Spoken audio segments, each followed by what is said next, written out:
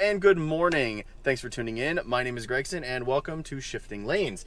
Today I am at a media drive event. It is called Spring Break. It is by the International Motor Press Association, and we have a plethora of cars at our disposal. I'm currently sitting in the new Volvo XC40 because one, I'm a huge Volvo fan now. Two, you guys love our Volvo content. And three, this is a brand new car that Volvo is bringing out for 2018-2019. So I thought I'd hop in, give you my quick thoughts on it, and see what exactly the good, the bad, and the ugly of this car is. So let's take it for a drive and let's check it out.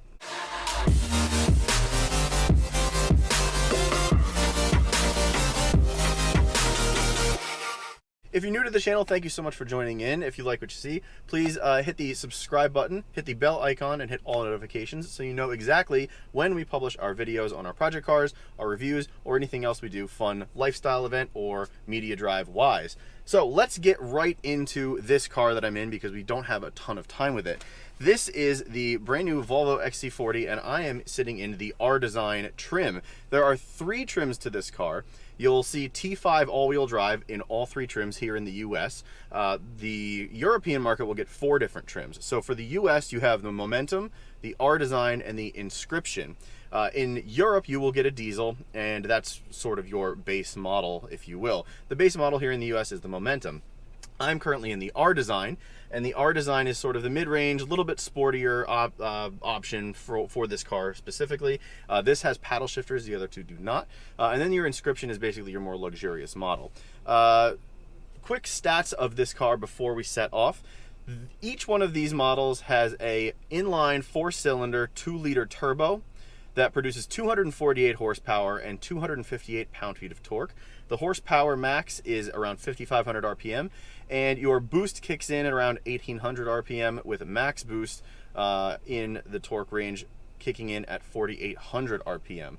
This is a new platform for Volvo, so you don't have anything else sitting on this platform. This is brand new. It doesn't share architecture with anything. It's a very small, cute ute, if you will. It's a term from kind of yesteryear.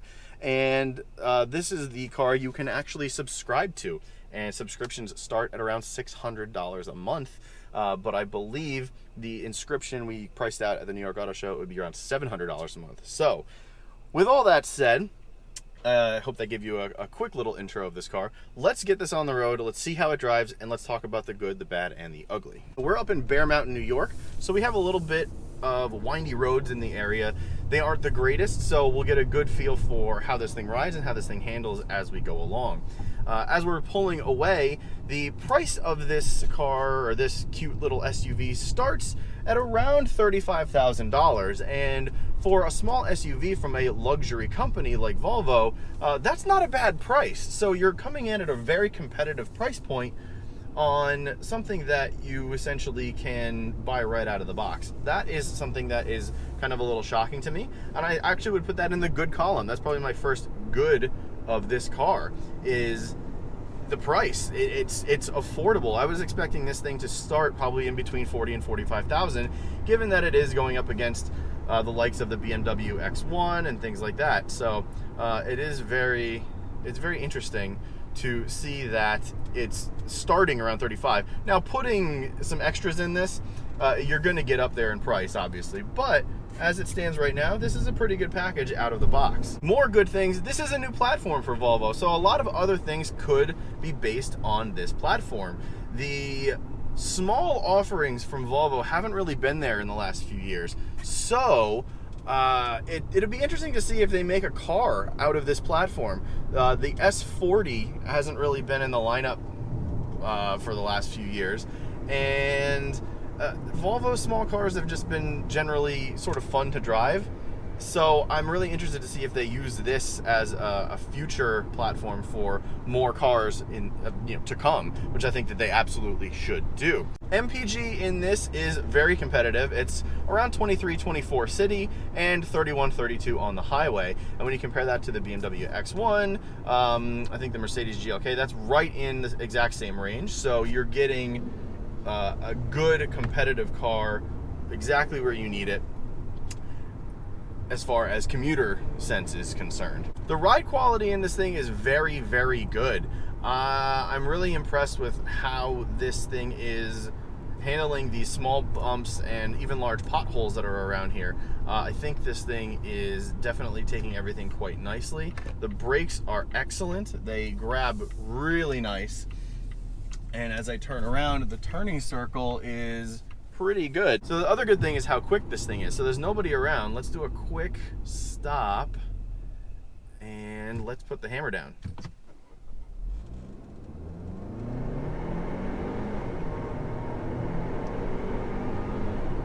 And that's 60.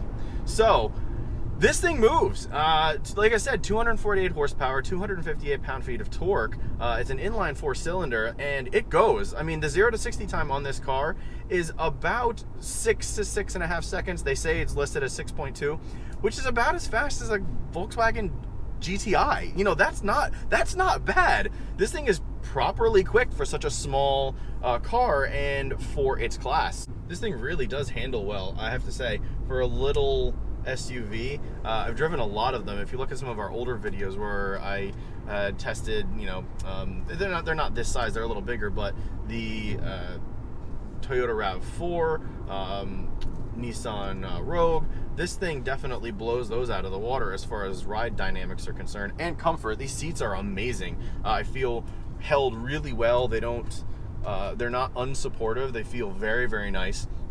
It's a generally nice place to be. In the R-design, you get sort of this Swedish Alcantara in the middle that is surrounded by leather.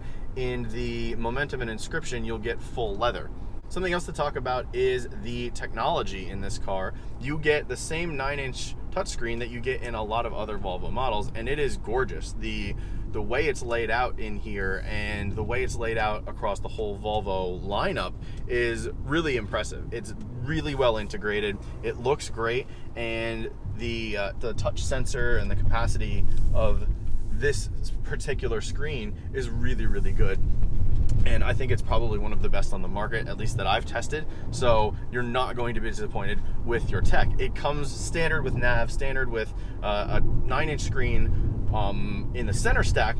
There's a 12.3-inch screen up front, and it sort of mimics a little bit of Audi's system, where you have, it's all digital, you have your tach, your speed, and then also a nav system right in front of you. So really, really smartly designed, really well designed, and I think really nice, again, to see on such an entry-level small SUV. The space and the way this thing is packaged, it's sort of a packaging marvel. You have tons of space all over the place. You have big, deep pockets in the doors, so deep, in fact, that they designed it so that you can fit a laptop in it, which is pretty impressive.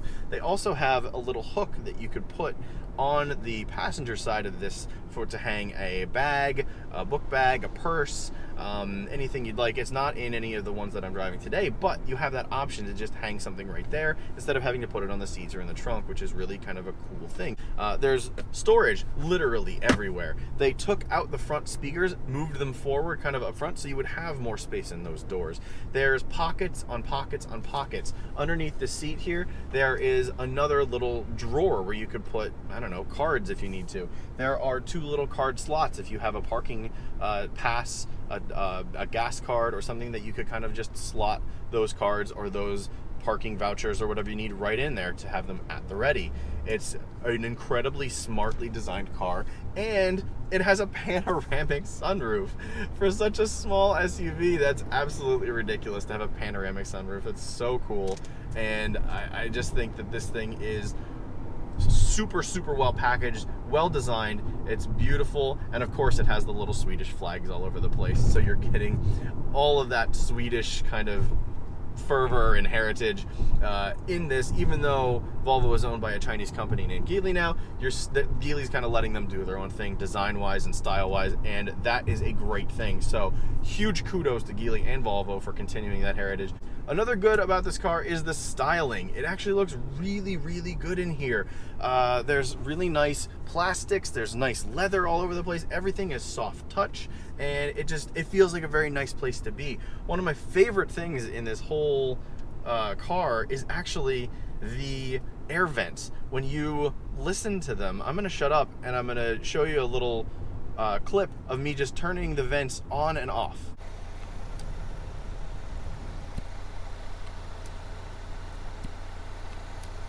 it feels very well made. It feels very solid. It feels like something you want to touch and you want to have in your car. There's that audible click to it. You don't find that anywhere else outside of Volvo. Volvo engineers things to be well made and long lasting, and that just in that one little bit, you can tell that this is a good small SUV and a well-made car. Styling and the design elsewhere is really nice. It's a nice package. You get really nice things to look at. The shape of the door is very nice. Interior wise, you get really nice white stitching, accent stitching throughout. You have really cool exterior design. The Momentum and the Inscription sort of have that monochromatic color, but in the R-design you get this black floating roof and a disconnect from the blue color specifically in this car, and I think that's sporty looking. I think it's nice, and it's something that you can look at when you're in a parking lot, walk back to, and you'll be proud to come back to that car because it looks really, really good. There's a lot of design out there that kind of doesn't really hit the mark as far as that's concerned on the exterior and the interior, while we're talking about that. But overall, this car is designed and designed well, and it looks really, really good. Now, let's get into a few of the bad things. One thing I mentioned before that may be a bad of this car is it is a new platform. So reliability, we don't really know how this can be in the future. We all know that Volvo is an incredibly safe car company, arguably the most safe in the world. We don't know the reliability of any new platform for any new company, even though Volvo does have legendary reliability and longevity with their engines and their cars. Things can happen. When you bring out a new model with a new platform or anything like that, there are going to be some hiccups. So a little bit of consumer advice, maybe wait a year to purchase this car. Another bad of this car is there's no diesel in the US, and I think that is a miss by Volvo. I know that there's not a huge diesel market in the US, but there are, there is a gap right now where VW kind of messed up that Volvo or other companies could fill and bring in more diesels to the US, filling exactly that niche in the US market. I think that Volvo should have brought this car or this little SUV in the diesel to the US. I think that's a miss. That is a bad of this car. You only get gas options here in the US. On the diesel sort of engine variant option, there's only one engine. From what I've seen driving this thing, it is pretty potent. It's quick, it's fun, it's peppy, but there aren't really any engine variants outside of the one that they offer. I think it would have been cool to maybe give the R-design, 270, 280 under the hood and maybe get a little bit more power. And maybe the Momentum goes down to a 200 horsepower and give it a little bit more MPG so that there's a little bit more variation within the lineup. I think that would have been really cool. You only get one engine option. I think that's also a bad of this car. If you don't want something that has 250 horsepower in a small SUV, then you're kind of, out of luck on that one. Another bad of this is in the eco mode, and I think this holds true for a lot of other cars. In the eco mode, the throttle response is severely taken away. I put my foot down and there's a noticeable 1 second delay in throttle response for the engine to take up. So I'm just cruising here. It's a 55 mile an hour road. I'm cruising here at 40. So put my foot down, and there's a noticeable 1 second delay. But if I'm putting it back into, say, dynamic mode, and I drop it a gear in the paddle shifters, I'm at 30 now in D3. That is a much, much quicker uptake by at least a half a second, maybe even more. When you're getting on a highway and you're trying to get out of a sticky situation, have it in dynamic mode. I think that's going to be a lot better for that kind of cruising. So throttle response is a little iffy. It's not a huge downside. If you just plan how to drive, then you'll be fine. Let's get to the last couple points, the ugly. I go back to the styling. It depends on the person. I mean, it's a very subjective kind of thing. Some people might not like the styling of this car. I personally do, but I don't know if a lot of people will. It is interesting with that floating roof, but I think that that's a design element that a lot of people are not liking these days. Another thing, the ugly of this car is the plastics. Now, I said that the styling and the design of this car is good on the inside, and the plastics are all soft touch. I'm just talking specifically about the exterior plastics. this car, this small SUV, as well as pretty much every other small SUV right now, uses this black plastic trim on the wheel arches, and they have it running down the side of the car. I like cars that don't have that, which is almost none of them. The XC90 does not, so I think that that's probably a better looking car in that respect. They do it so that they can kind of make the wheel arches a lot bigger looking without having to actually make the wheel arches bigger. I don't really think that that is a good styling cue. I think it's quite ugly on this particular small SUV, as well as all others. So it's not necessarily a ding to this car, it's just my personal opinion, and it's a ding to pretty much all small SUV design throughout the world right now. So I wish the companies would just stop doing that. I don't think it looks particularly good. I think it's kind of ugly.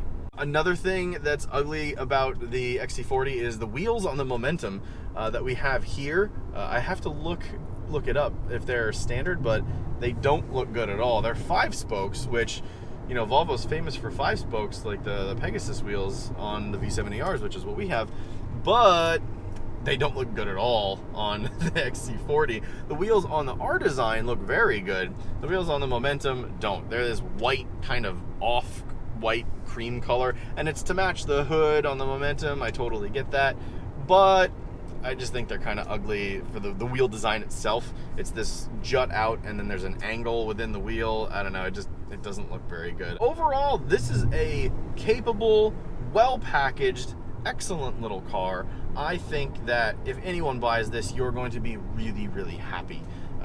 It's a Volvo. Again, with the reliability issues, you don't know, but Volvo is committed to making these things last. So I'm gonna pull over here, and we'll kind of just close this out.